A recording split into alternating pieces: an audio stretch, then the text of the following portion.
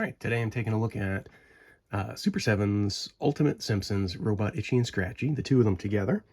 Tom the Colecto bot. Accessory-wise, facial expressions, the multiple heads there, it looks good.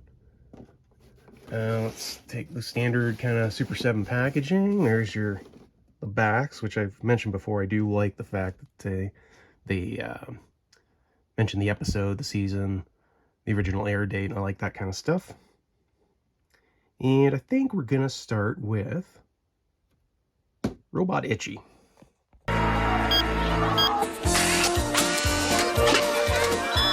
Here we go. Accessories first. Go with his hands. I'm assuming these are more like your gripping hands for accessories. We'll see. What do we got here? Let's go with the axe first. It's a nice looking piece there. A comically large mallet. Nice. Chainsaw.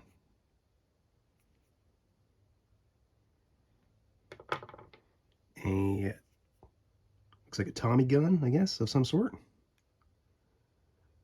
Again, I'll have to figure out how the character actually holds on to these. We've got two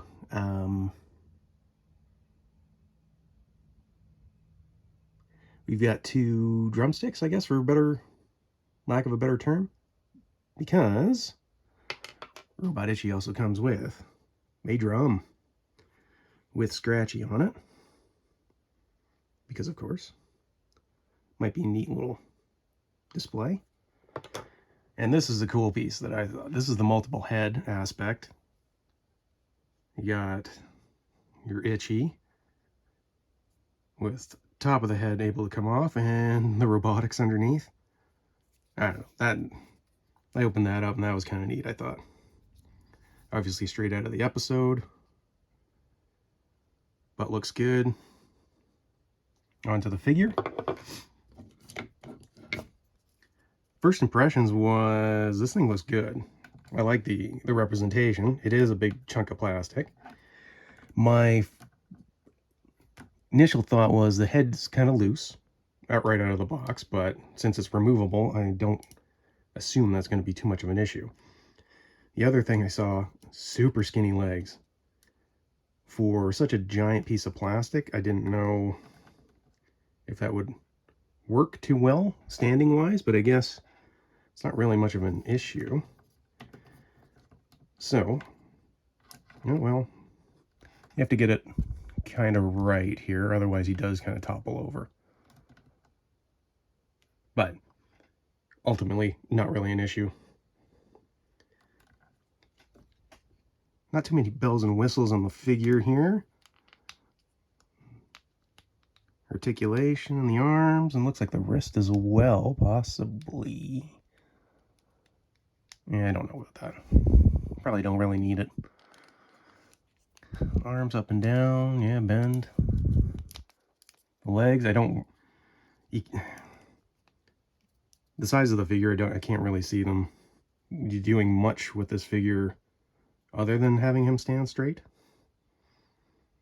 Just because I don't know how you would get it to balance.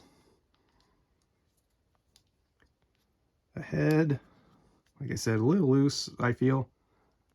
It jiggles right out of the box, but again, removable head, so not much of an issue. I could probably just tighten it if I wanted to.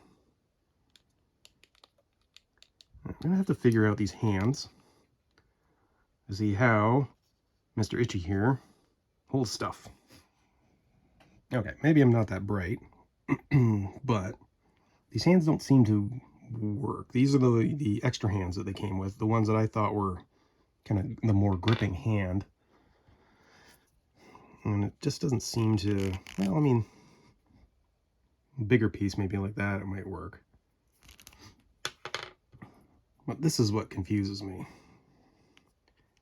How does that fit into a hand? And this is hands he came with.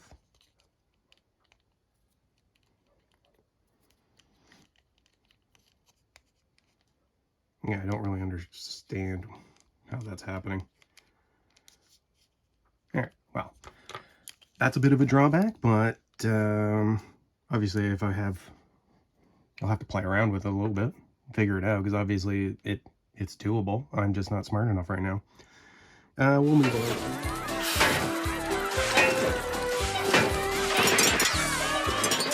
You get basically the same mallet, same axe,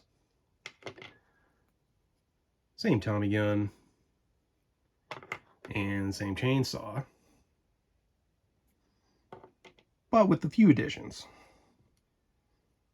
Get a nice cleaver there for Mr. Scratchy.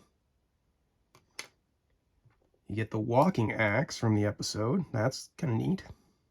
That might display nice next to the two of them. You get the Bort license plate. Oh, come on, Bort? Come on. Gotta have that. You got your two scratchy hands. I'm assuming again that these are the more gripping hands. Oh, interesting. I didn't know that they had right and left written on them. Okay, that's neat. And this is Scratchy's removable face, his robot face, head, with this part that goes over it, I assume, a little tight. Yeah, super tight, actually, so I'm not going to do it too much, but that would probably be the way. If I were to display it this way, those would probably be the way anyway. There's no sense in putting that on top. You'd rather just show all the mechanics, or what's left of the mechanics. Onto the figure.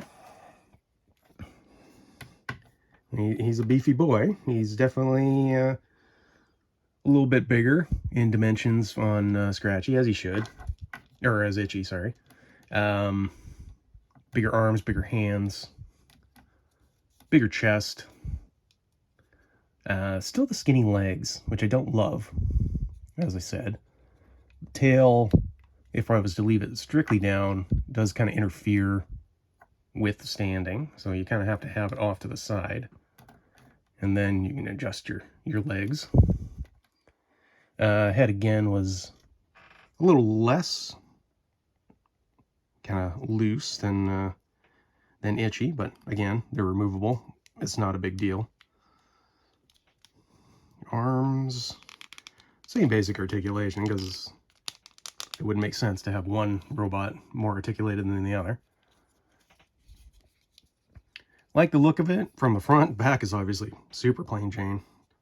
That would be Itchy as well. Yeah.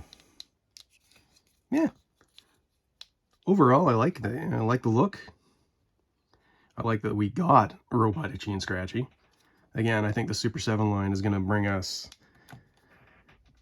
obviously, some of the characters we never thought we would get. Like I mentioned again, I never thought I'd get a Poochie figure. I never thought I'd want a Poochie figure. Same with Robot Itchy and Scratchy. But these will look nice on the shelf. Again, it's just a matter of me figuring out how the hell the hands work. And how they actually grip on and make it look, decent. But like the amount of accessories that have come with these two, I'm not going to do the roundabout, the 360 view, because again, there's not too much to look at on the back, right? Pretty basic. This is where the money is. And one last thing, for no apparent reason at all, here's Itchy and Scratchy from World of Simpsons Playmates figures next to their robotic selves. For no reason other than I think that's funny. Tom the Colecto bot.